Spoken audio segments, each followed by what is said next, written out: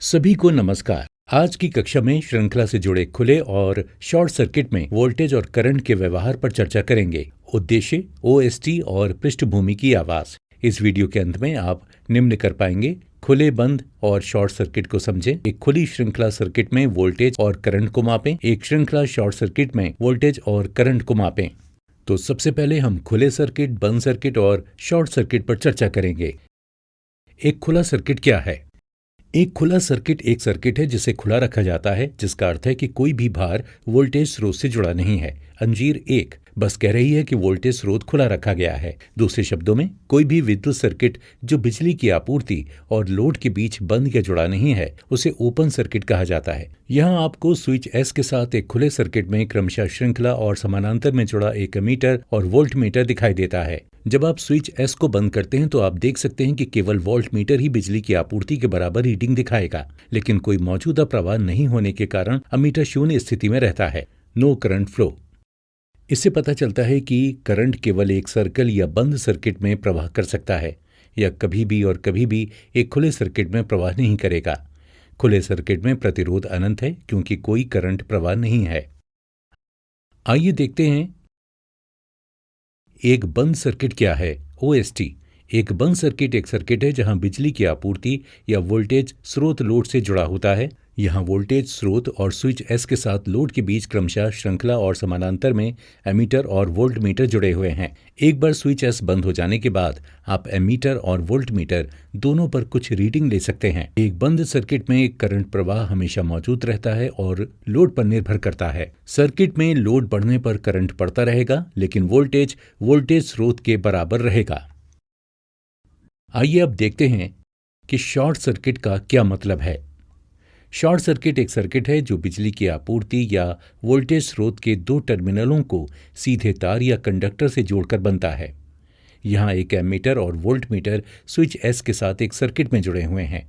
एक बार switch S बंद हो जाने के बाद वोल्टेज स्रोत से लोड पर प्रवाह शुरू हो जाता है। अब एक वोल्टेज स्रोत के दो टर्मिनलों के बीच एक कनेक्शन बनाएं, जैसे कि सकारात्मक और नकारात्मक या चरण और तटस्थ, बस एक पल के लिए तार के साथ। अचानक आप एक सर्किट में उच्च वर्तमान प्रवाह के कारण अधिकतम मूल्य के लिए एमीटर रीडिंग शो पूर्ण विक्षेपण देख सकते हैं। ये लोड प्रतिरोध से वर्तमान को दरकिनार करने के कारण है। इसलिए बहुत कम या शून्य प्रतिरोध के कारण करंट अपने अधिकतम तक बढ़ जाएगा, जो पूरे सर्किट और मनुष्यों के लिए खतरा पैदा कर सकता है। सावधानी, ये सुझाव नहीं दिया गया है और यह स्थिति किसी भी विद्युत सर्किट में नहीं होनी चाहिए। हमेशा इनपुट पक्ष पर एमसीबी जैसे सुरक्षात्मक उपकरणों का उपयोग करें। बस एक शॉर्ट सर्किट में उच्च या अनंत करंट प्रवाह के कारण प्रतिरोध शून्य है। आइए श्रृंखला से जुड़े खुले और बंद सर्किट में वोल्टेज और करंट के व्यवहार पर चर्चा करें। मान लें कि तीन प्रतिरोधक R1, R2 और R3 प्रत्येक 3 ओम के मूल्यों के साथ स्विच एस के साथ 12 वोल्ट के वोल्टेज स्रोत के साथ श्रृंखला में जुड़े हुए हैं। स्विच एस के बाद सर्किट में श्रृंखला में 0 से 5 एम्स तक के एक एमीटर को कनेक्ट करें। सर्किट के समानांतर 0 से 20 वोल्ट तक के वोल्ट मीटर को कनेक्ट करें। रोकने वाला R2 के बाद सर्किट को खुला छोड़ दें। स्विच एस को बंद करें और आप इनपुट वोल्टेज के बराबर 12 वोल्ट का संकेत देने वाले वोल्ट मीटर में केवल मीटर विक्षेपण देख सकते हैं। लेकिन इस तथ्य के कारण एमीटर रीडिंग में कोई विक्षेपण नहीं है कि खुले सर्किट में कोई करंट प्रवाह मौजूद नहीं है। अब रोकने वाला R2 और वोल्टेज स्रोत के नकारात्मक टर्मिनलों को जोड़कर सर्किट को बंद करें। आप देख सकते हैं कि वोल्टमीटर और एमीटर दोनों क्रमशः 12 वोल्ट और 1.3 एम्स की रीडिंग दिखाते हैं। क्योंकि सभी प्रतिरोध R1, R2 और R3 श्रृंखला में जुड़े हुए हैं, इसलिए कुल प्रतिरोध 9 ओम है। और जब आप सूत्र I बराबर V/R में वोल्टेज और प्रतिरोध मानों को प्रतिस्थापित करते हैं तो I बराबर 12/9 बराबर 1.3। सर्किट में बहने वाला कुल प्रवाह 1.3 एम्स है। आइए हम श्रृंखला AC सर्किट में खुले सर्किट पर चर्चा करें। 2 लैंप L1, L2 लें। लैंप की वॉट क्षमता और वोल्टेज रेटिंग क्रमशः 60 वॉट और 240 वोल्ट होने दें। लैंप धारक और तांबे के तार का उपयोग करके श्रृंखला में लैंप L1 और L2 को कनेक्ट करें। श्रृंखला में 0 से 100 मिलीमीटर से लेकर लैंप L1 और L2 तक एक चलती लोहे के एमीटर को कनेक्ट करें। सर्किट में एक स्विच S श्रृंखला कनेक्ट करें। सर्किट आरेख में दिखाए गए अनुसार सर्किट में 240 वोल्ट 50 हर्ट्ज AC आपूर्ति कनेक्ट करें। स्विच S के बाद सर्किट के समानांतर 0 से 300 वोल्ट तक के एक चलती कॉइल वोल्ट मीटर कनेक्ट करें। स्विच S को बंद करें और सुनिश्चित करें कि लैंप L1 और L2 चमक रहे हैं मंद मोड में। स्विच S को खोलें। अब धारक से लैंप 1 निकालें। स्विच S को बंद करें और सारणीकरण में रीडिंग नोट करें। आप देख सकते हैं कि वोल्टमीटर अकेले 240 वोल्ट पढ़ता है और L1 पर खुले सर्किट के कारण एमीटर 0 पर रहता है।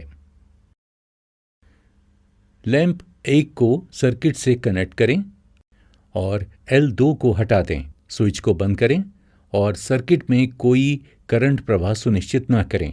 आइए हम श्रृंखला कनेक्शन में शॉर्ट सर्किट पर चर्चा करें। एक ही सर्किट में 3 वोल्टमीटर V1, V2 और V3 कनेक्ट करें। प्रत्येक में 0 से 10 वोल्ट तक प्रतिरोध R1, R2 और R3 के समानांतर या समानांतर में। स्विच को बंद करें और सुनिश्चित करें कि वोल्टमीटर V1, V2 और V3 3.9 वोल्ट के बराबर है। V1 बराबर I गुणा R1 बराबर 1.3 गुणा 3 बराबर 3.9 वोल्ट। V2 बराबर I गुणा R2 बराबर 1.3 गुणा 3 बराबर 3.9 वोल्ट। V3 बराबर I गुणा R3 बराबर 1.3 गुणा 3 बराबर 3.9 वोल्ट। अब स्विच S खोलें और एक छोटे तार की मदद से रजिस्टर 1 में एक छोटा करें। वोल्टेज स्रोत से R2 को रोकने के लिए करंट को बाईपास करना। स्विच S बंद करें। आप एमीटर रीडिंग शो 2 एम्प्स देख सकते हैं। वोल्टमीटर V1 0 वोल्ट पढ़ता है और वोल्टमीटर V2 और V3 6 वोल्ट पड़ता है।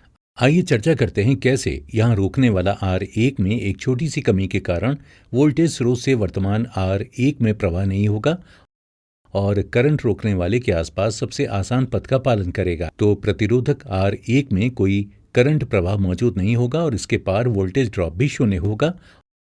ये मानते हुए कि सर्किट में केवल 2 प्रतिरोधक R2 और R3 होते हैं, कुल प्रतिरोध 6 ओम हो जाता है। जब आप सूत्र I बराबर V/R में स्थानापन्न करते हैं, I बराबर 12/6 बराबर 2, हम 2 एम्पो में करंट पाते हैं।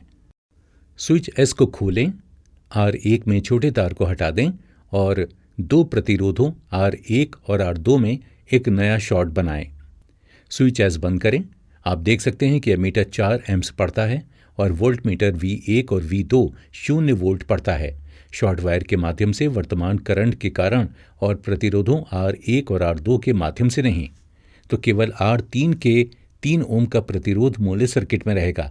इसलिए जब हम सूत्र 12 वोल्ट और 3 ओम के मूल्यों को प्रतिस्थापित करके सर्किट करंट की गणना करते हैं, I बराबर V/R, I बराबर 12/3 बराबर 4, हमें 4 एम्पो में करंट मिलता है। जब कोई शॉर्ट सर्किट नहीं होता है तो हम 1.3 एम्प्स पर करंट को मापते हैं। जब हम रोकने वाला R1 में एक छोटा बनाते हैं तो हम वर्तमान को 2 एम्पो में मापते हैं। जब हम R1 और R2 में एक छोटा बनाते हैं तो हम करंट को 4 एम्पियर्स में मापते हैं। इससे पता चलता है कि शॉर्ट सर्किट से करंट बढ़ेगा। सावधानी, तंत्र और मानव के खतरों के कारण सभी 3 प्रतिरोधों R1, R2 और R3 में एक छोटा बनाना अत्यधिक अनुशंसित नहीं है। आइए हम AC श्रृंखला सर्किट में शॉर्ट सर्किट के प्रभाव पर चर्चा करें। 2 लैंप लें, L1 और L2। प्रत्येक दीपक की शक्ति और ऑपरेटिंग वोल्टेज को 60 वॉट और 240 वोल्ट का सम्मानपूर्वक होने दें। श्रृंखला में लैंप L1 और L2 को एक दूसरे से कनेक्ट करें।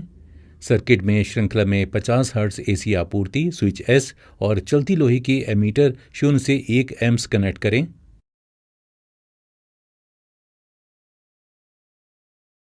सर्किट के समानांतर 0 से 300 वोल्ट तक चलने वाले लोहे के वोल्टमीटर को कनेक्ट करें। सुनिश्चित करें कि पूरा सर्किट एसी इनपुट स्रोत वाया एमसीबी से जुड़ा है। एमसीबी और स्विच एस पर स्विच करके सर्किट को सक्रिय करें। आप दीपक L1 और L2 चमक को डिमर में देख सकते हैं क्योंकि इनपुट 240 प्रत्येक दीपक L1 और L2 में समान रूप से विभाजित है। सारणीकरण में वोल्ट मीटर और अमीटर रीडिंग पर ध्यान दें।